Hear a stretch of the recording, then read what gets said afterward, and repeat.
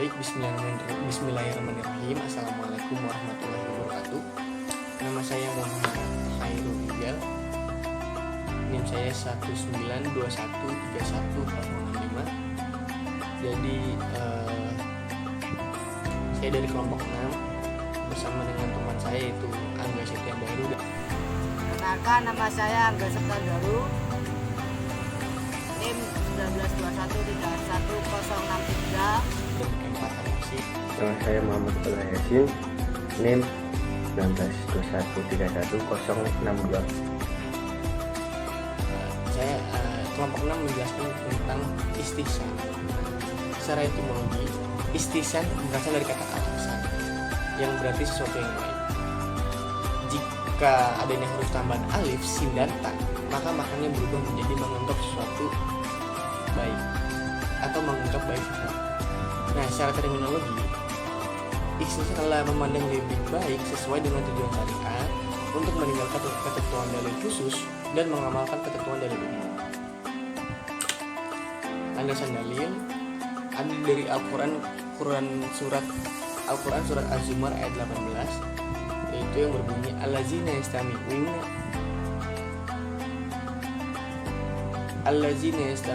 al-qawla fayattabi'una ahsanahu ulaika alladzina hadahumullah wa ulaika hum ulul albab. Yang artinya, yang mendengarkan perkataan lalu mengikuti apa yang paling baik di antaranya, mereka itulah orang-orang yang telah diberi Allah petunjuk, dan mereka itulah orang-orang yang mempunyai akal. Ada juga dari hadis riwayat Ahmad, apa yang dianggap baik oleh umat Islam adalah juga baik di sisi Allah. Ada ragam istihsan. Istihsan dibagi menjadi dua, itu ada istihsan kiyosi dan istihsan istisna. Istihsan kiyosi dibagi lagi menjadi dua, itu ada istihsan dengan nas dan istihsan dengan ijma. Sedangkan istihsan istisna itu dibagi menjadi tiga, yaitu ada istihsan dengan urf, istihsan dengan darurat, dan istihsan dengan maslahah. Istihsan kiyosi.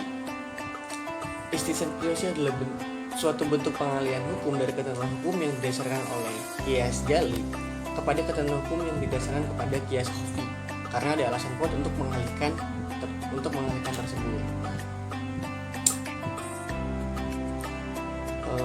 Contohnya begini, seorang suami mengatakan kepada istrinya, jika kamu haid maka kamu tertalak. Lalu istrinya mengaku bahwa ia telah haid, namun suaminya tidak mempercayainya begitu saja. Secara kias, pengakuan seorang istri tidak dapat dibenarkan sebelum jelas diketahui haidnya. Hal ini dikiaskan dengan seorang suami atau diserupakan oleh hal ini atau diserupakan dengan seorang suami yang mengatakan kepada istrinya, jika kamu masuk rumah maka kamu tertalak. Lalu istri menyatakan bahwa dirinya telah masuk rumah, namun suaminya tidak mempercayainya. Dalam kasus ini, ucapan sang istri tidak dapat dibenarkan sebelum diketahui secara jelas masuknya si istri ke dalam rumah.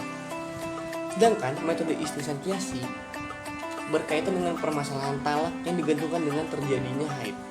Ucapan sang istri dibenarkan karena dikiaskan dengan pengakuan istri bahwa ia sedang hamil.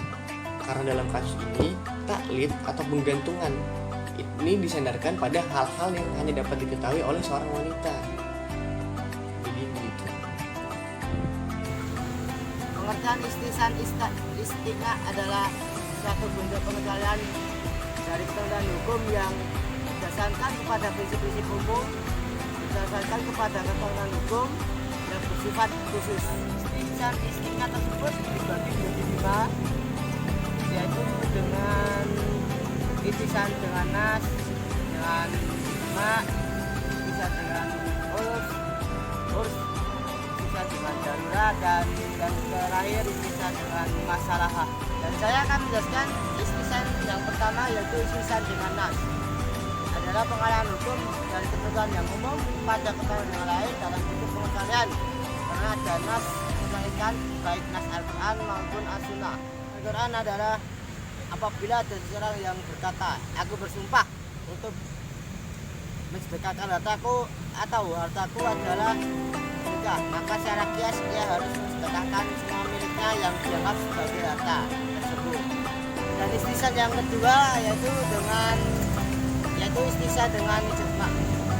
Yang ini adalah kesepakatan dari para ulama untuk memutuskan hukum atas suatu masalah yang berselisih hukum asal ijma syar'i, atau mendiamkan sesuatu praktik yang berlaku di masyarakat tanpa mengingkarinya.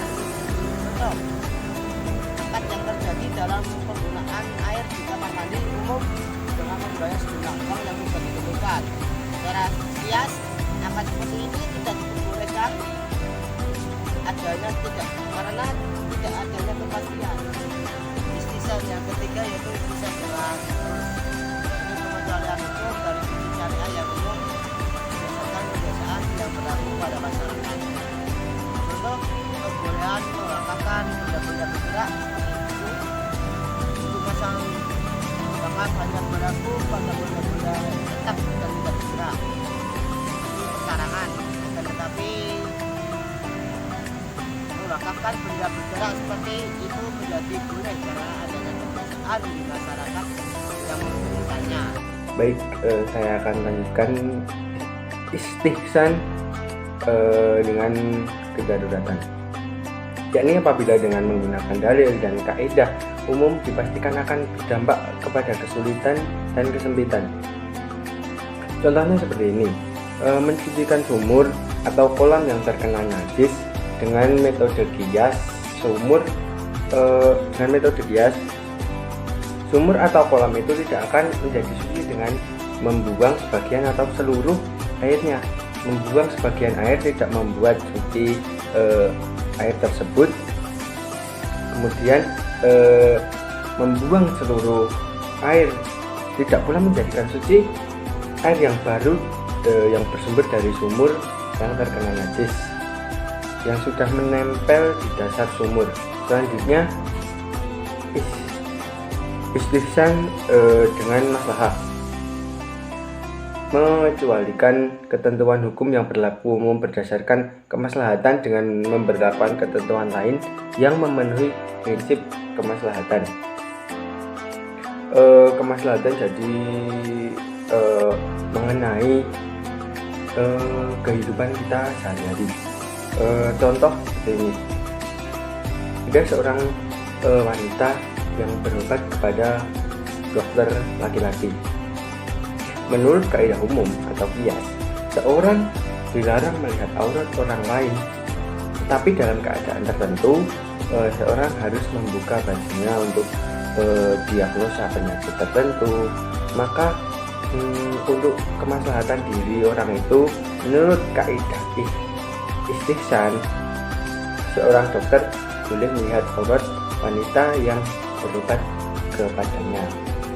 Kemudian dalam istighsan terdapat kontroversi.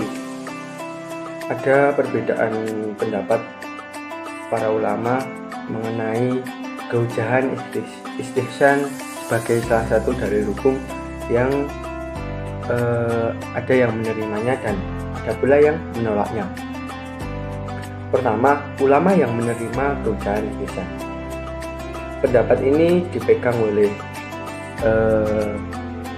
Hanafiyah, Malikiyah, dan Hanabilah dengan landasan argumen A. Mencari kemudahan dan meninggalkan kesulitan, bagaimana firman Allah Subhanahu wa Ta'ala yang artinya Allah menghendaki kemudahan bagimu dan tidak menghendaki kesukaran bagimu. Quran surat Al-Baqarah ayat 185. Biar ulama yang menolak keujahan istighsan. Istighsan dianggap tidak dapat dijadikan sebagai hujah. Pendapat ini dipegangi oleh ulama Syafi'iyah, Zahiriyah, Mu'tazilah, dan Syiah. Imam Syafi'i menolak keras penggunaan istighsan. Salah satu argumen terkenal dari Imam Syafi'i adalah barang siapa yang berhujjah dengan istighsan, maka dia telah membuat syariat baru. Kurang lebihnya mohon maaf. Assalamualaikum warahmatullahi wabarakatuh. Saya mewakili kelompok 6 mengucapkan selamat berbuka puasa. الله